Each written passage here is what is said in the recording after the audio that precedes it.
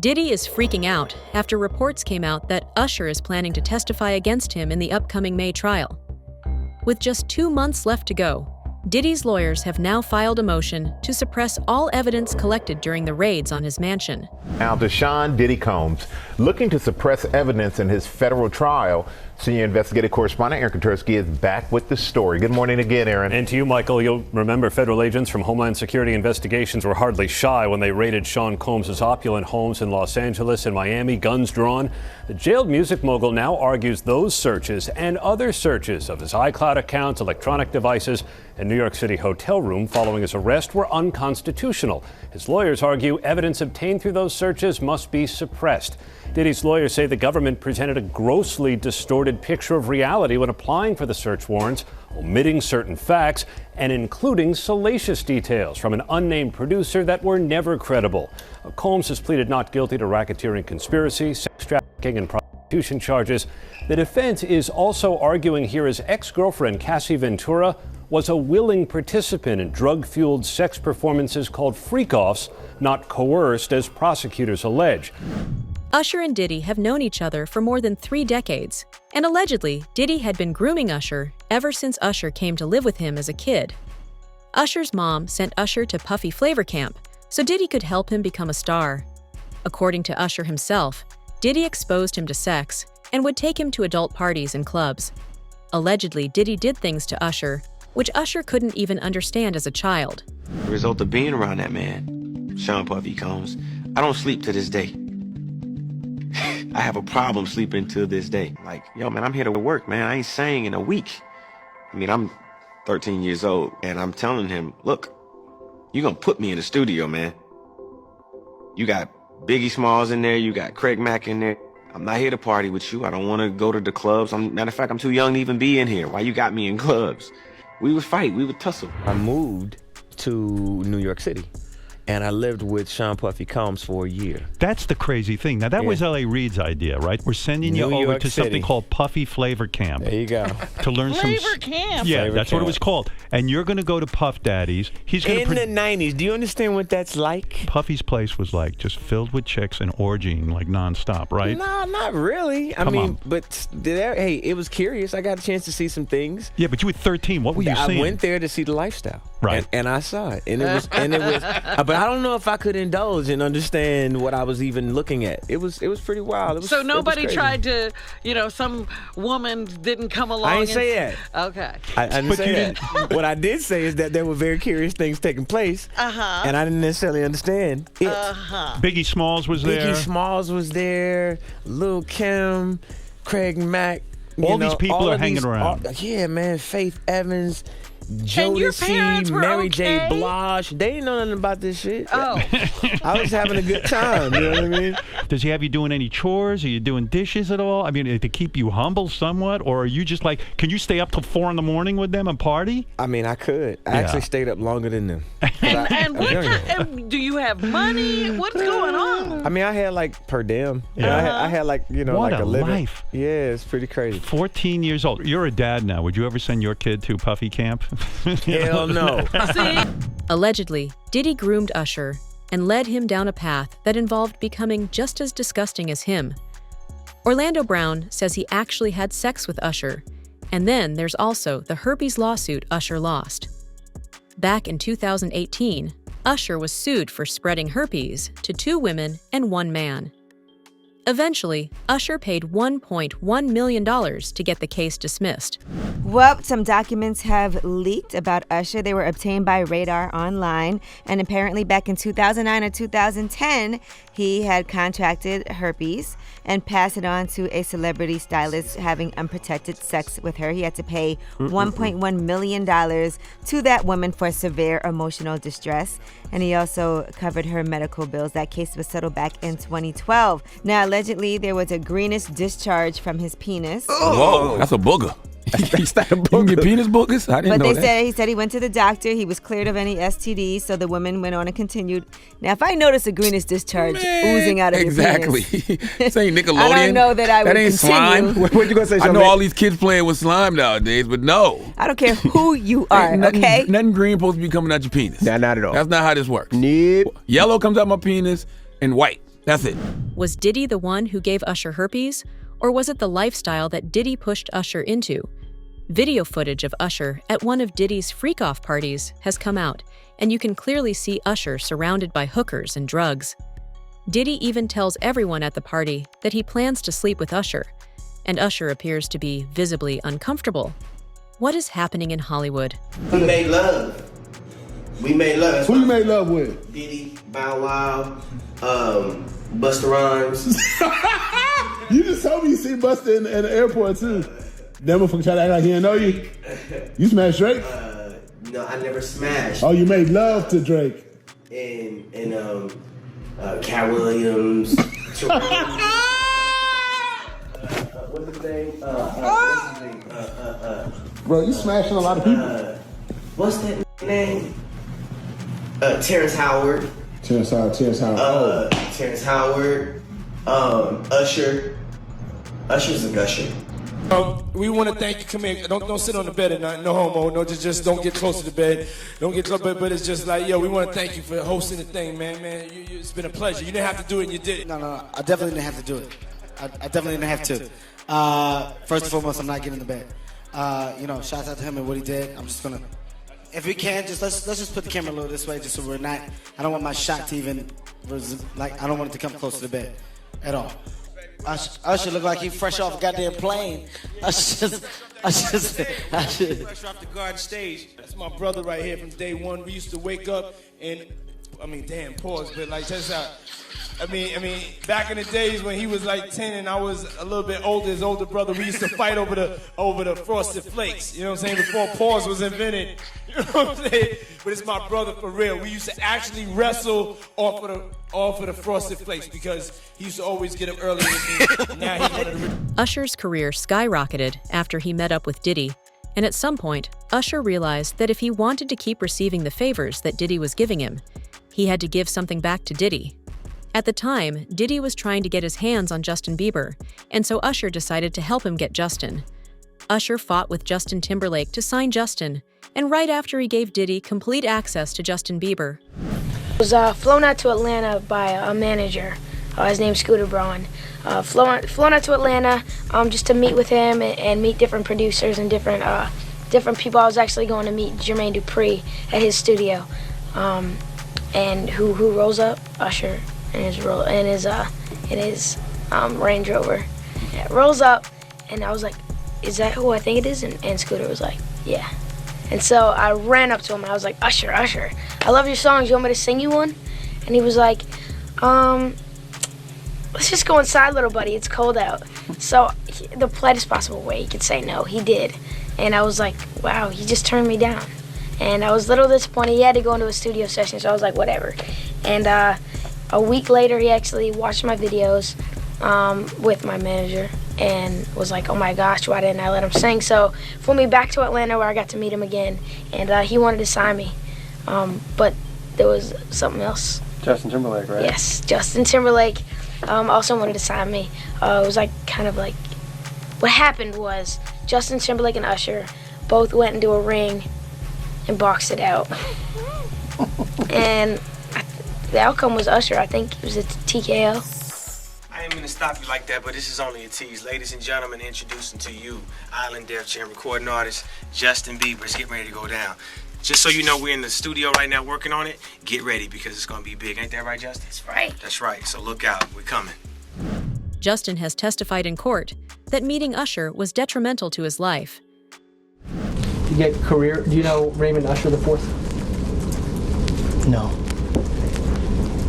Do you know an individual, an entertainer by the name of Usher? Yeah, Usher. That sounds familiar.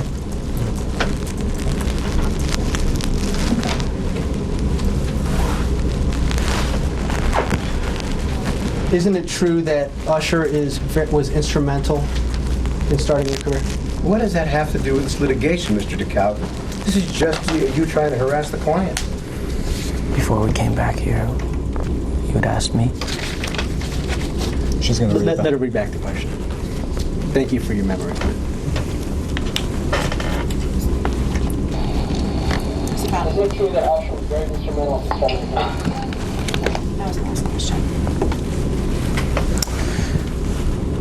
I was found on YouTube. I think that I was detrimental to my own career. Just listen to how Usher talks about Justin. Justin's intimate pictures got leaked back when he was a minor. And this is how Usher discussed Justin's private parts. First time you met Justin Bieber, this kid comes up to you. He's not Justin Bieber yet. He's just some kid. And he says, I want to sing for you. It was at the studio of Jermaine Dupri's. I said, you know, why don't you set up a meeting between me and your manager? I'd love to meet with you and do this in a formal setting. I'm late for an appointment with Jermaine Dupri. Right. And I don't want to keep him waiting. Let's just do this the right way. And then you have him come to audition for you, right? Actually, there were a few people. My wife at the time. Right. It also was Perry Reed, L.A. Reid's first wife. So you were all sitting in a room We somewhere. were in a room. Yeah. And I showed her the video. And Perry says, are you crazy? You better get down there and meet this kid right now. He's amazing. When all these pics come out and all this stuff with Bieber's big penis, are you the mastermind behind that? Say, listen, show off your big penis and people will come to those concerts. Or are you sitting there? Is that the kind of managing he's doing? Usher, are you sitting down with him and saying, yeah, show your or leave it in your pants? I mean, do you sit him down and say, look, part of this is PR, Hey, man. by the way, he does have a brain of his own. Yeah, but were you shocked at the size of his penis? Hey, listen, he has a mind of his own. What he chose to do with his penis is his prerogative. He's managing that aspect of his life. But Usher is somebody... I have nothing to do with Justin Bieber's private parts, man. Come on. The abuse that Usher allowed to happen to Justin is the reason that they aren't friends anymore. Hollywood is a disgusting place, and Justin was a minor when he was being abused on live TV. At the time, Usher could have stopped it and protected Justin, but instead, he decided that it was all worth it for fame.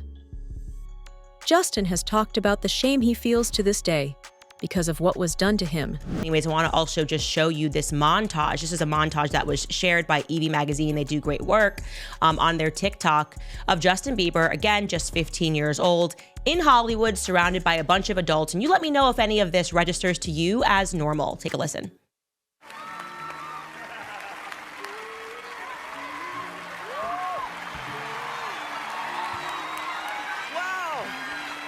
I feel violated right now. Wow. Lean into me again. You smell amazing. How old are you? Thank you. How old are you? I'm 16. I'll be 17 in like 2 weeks. I don't ever remember smelling that good at 16. Like that was bad. Yeah. Wow, look at your eyes. Yeah, look at what a beautiful face. All right. The real reason that Usher allowed all this to happen wasn't because he somehow cared about Justin's career. Usher and Diddy only care about themselves, and trapping minors is normal for them. Why did Usher give Diddy legal guardianship of Justin Bieber? And why hasn't Justin ever been allowed to talk about what Diddy did in those 48 hours? Diddy had been trying to get to Bieber for a minute, and his management was backing him off. But it wasn't until Usher took over management and had guardianship and gave temporary guardianship to the diddler for 48 hours. Think about that. He had already been to the hospital. That situation that Gene was talking about. And you still took Bieber there, but you got custody of him first. Diddy had already tried. They wouldn't let him. Actually, someone made reference to the fact that Diddy trying to get at Bieber the way he was trying to get at Bieber was looking a little predatory.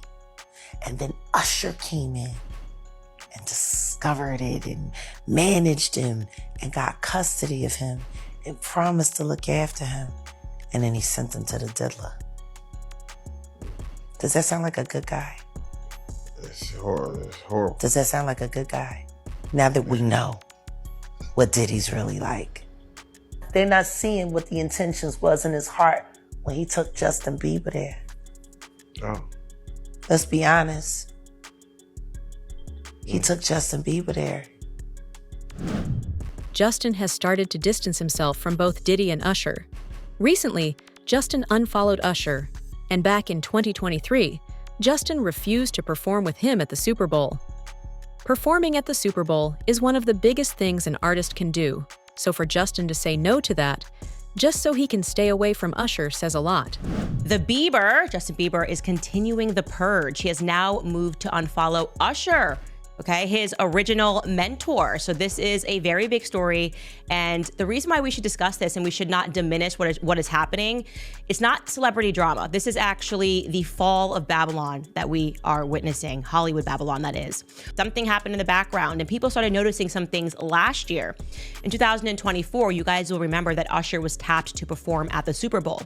And people therefore assumed, because usually when you are tapped to perform the Super Bowl, you bring in all your hits, you call up all your homies, there's all of these guest surprises of people jumping on stage, and it's a trip down memory lane. So everyone was really hyped and assuming that Justin Bieber would be on the stage with him, especially because Justin Bieber went to this Super Bowl. So the signs were there. But then news began breaking that actually no, Justin Bieber had snubbed him, that he had turned down Usher. People were wondering if this was true or just, usual rumor mill in the media. But then Usher confirmed it on the Breakfast Club. Kind of seemed like he was trying to make it seem like it wasn't a big deal, that here I am the mentor and he turned me down. Here is what Usher said explaining that on the Breakfast Club. It might have been the fact that he was just, wanting to tell a different story right now. And I understand that.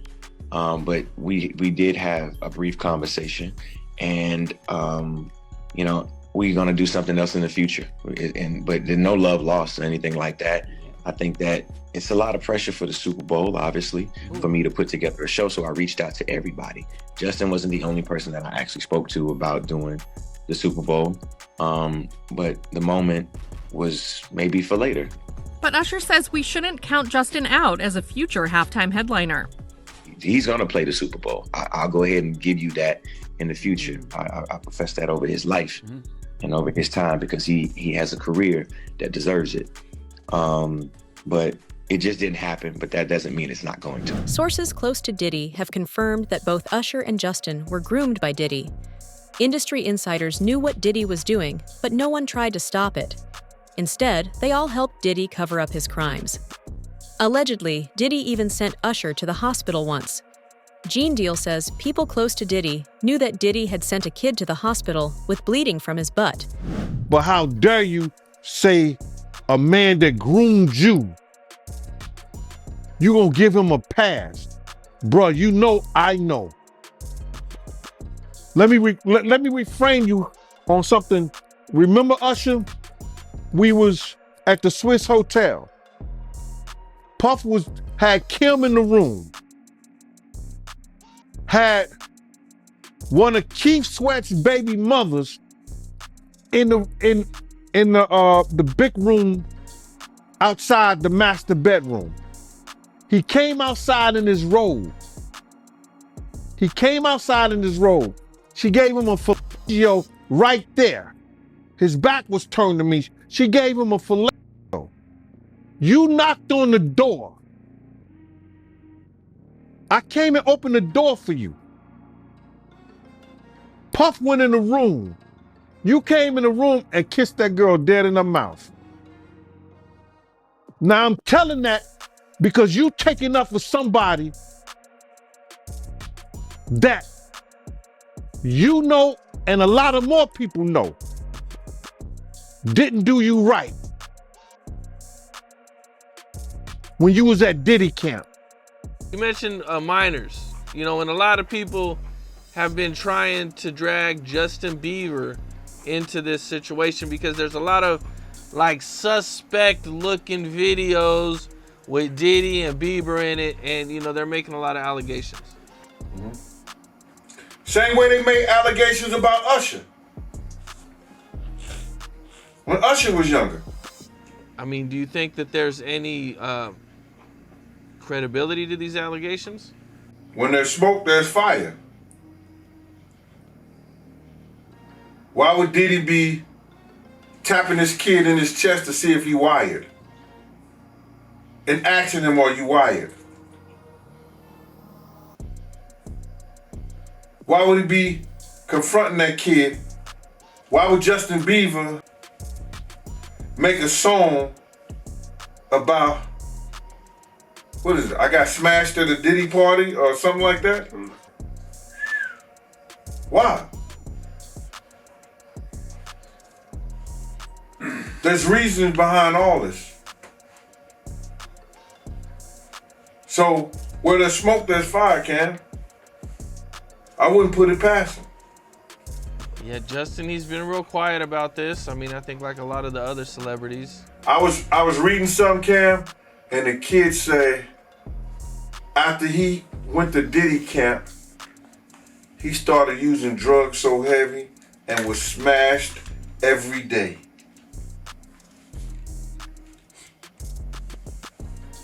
What would cause a kid who wanted to be an artist in the music business all of a sudden to start getting high and drinking and drugging,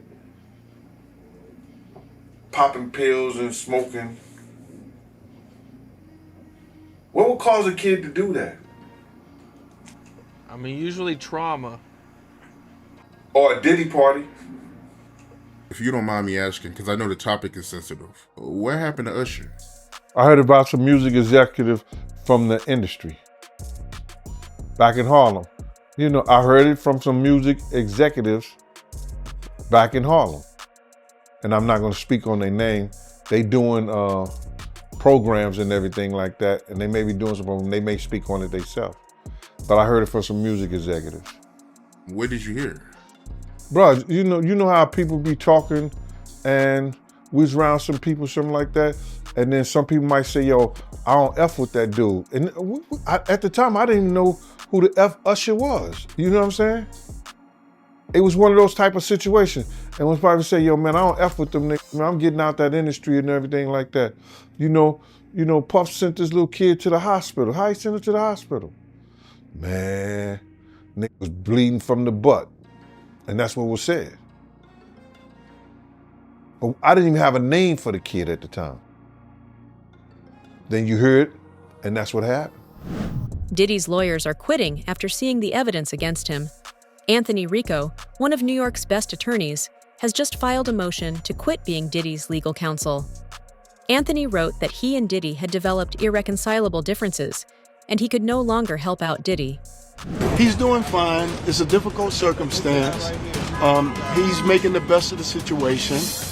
A situation one of Diddy's attorneys won't be part of moving forward. Anthony Rico announcing in court docs, under no circumstances can he continue defending the embattled rapper. This is a serious proceeding with serious consequences, and all of us are addressing it accordingly. In a motion filed on Thursday, Rico stopped short of revealing why he's stepping down from Diddy's legal team, just months ahead of the music mogul's scheduled trial date in May for sex trafficking and racketeering charges, all of which Diddy's denied. You know, Dr. King called it the law of unintended consequences. So sometimes the more you push a person down, the stronger they get. That's Rico speaking up late last year for his now former client. ET's learned the attorney's exit will not affect Diddy's other attorneys, nor their defense strategy. I told Mr. Combs I'm going to try and get his case to trial as quickly as possible. He has been ready to defend this case since he first found out about this case. Nothing has changed from his perspective. You're going to hear about my party. They're going to be shutting them down. They're going to probably be arresting me. After Diddy was arrested, Rico said he provided a high level of legal representation. But now, for reasons unknown, he can under no circumstances effectively serve in the upcoming trial. Nobody's okay with staying in jail for now. And high-profile death penalty attorney Anthony Rico. Now, while the pair joined around the same time, Anthony in a court filing on Friday said he's leaving the case. In the filing, Anthony Rico said, quote, "For the reasons set forth below, this motion for withdrawals is filed so that Sean Combs may move forward with his defense and to commence jury selection and trial without any delay. As a result of discussion with lead counsel Mark Agnifilo, this motion for withdrawal of counsel is filed. While I am aware that the local rule requires that an application for withdrawal of counsel is supported and granted, there are sufficient reasons related to protections afforded by the attorney-client privilege for brevity in my application for withdrawal as counsel in this case. Although I have provided Sean Combs with the high level of legal representation expected by the court, under no circumstances can I continue to effectively serve as counsel for Sean Combs," end quote. Now, essentially in legalese, I quit, but I can't go into details because of attorney-client privilege. According to the filing, though, the defense shakeup won't delay the case. Diddy will continue with 5 attorneys. That's Mark Agnifilo, Tinny Garagos, Alexandra Shapiro, Jason A. Driscoll, and Anna Esteval. Now, a judge still has to sign off on the motion, but with the government taking no position on it and the fact Anthony Rico spoke with Mark Agnifilo about it before filing the motion, a judge will likely sign off on it. The law firm Diddy has been with for well over 20 years has also dropped him as a client. What do the feds have on Diddy that is making some of the best lawyers in the country give up on Diddy's case? And does it have something to do with the evidence that Diddy was trying to suppress? So the high-powered law firm of Grubman, Shire, Masalis, and Sachs has dropped Combs as a client. Now, this is the firm of Alan Grubman, who is a very prominent entertainment lawyer that represents some very big names. The Weeknd, Madonna, Chris Brown, Paul Simon, Usher, Bruce Springsteen. In fact, by the way, Alan Grubman was inducted into the Rock and Roll Hall of Fame. He actually helped found that back in the 1980s. So, gives you an idea about how big of a powerhouse this firm is. Now let's go back to Sean Combs. So the rumor circulating is that this firm did this because singer and actress Lady Gaga had threatened to leave the firm unless they parted ways with Combs. This is according to reporting by News Nation. And it's a big deal because the rapper and producer had apparently been with Grubman's firm for over 20 years. He was friends with Alan Grubman by all accounts.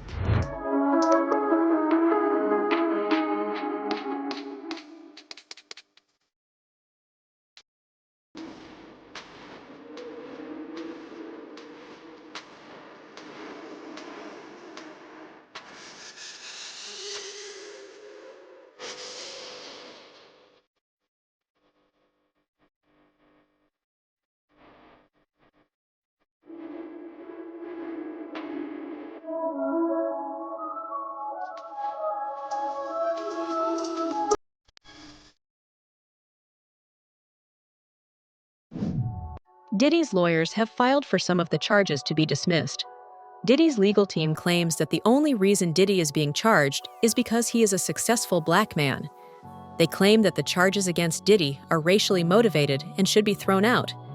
This most likely is not going to work, since Diddy's victims belong to almost every race. Sean Combs asked the judge in his federal case to throw out one of the charges. He says he's being targeted because he's a black man and the charge is rooted in racism. I look at Combs' argument and his chances of success. Welcome to Crime Fix. I'm Anjanette Levy. Sean Diddy Combs wants one of the counts in his federal superseding indictment thrown out. Combs argues he's basically being singled out by federal prosecutors because of his race and his success in business. Diddy's defense seems to be gearing up toward his alleged criminal conduct wasn't criminal. It was his personal business of what was going on in his bedrooms or hotels or wherever the freak-offs occurred. So they're saying that count 3 wasn't transportation to engage in prostitution, but was just him using escorts, male escorts at that, to bring in as a third with his girlfriends. Whereas the government's theory of the case is Diddy used force, fraud, and coercion to make his alleged victims have sex against their will in his freak-offs that he recorded for his own pleasure. Now, Diddy pleaded not guilty to all his charges, hence why the case is going to trial. Hollywood has long been a breeding ground for dark secrets, but the truth is finally coming to light. The question is, will Diddy be held accountable for his alleged crimes, or will he find a way to escape justice yet again?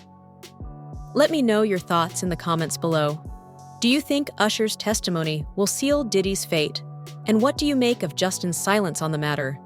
Make sure to like, subscribe, and turn on notifications for the latest updates on this case. Thanks for watching, and I'll see you in the next one.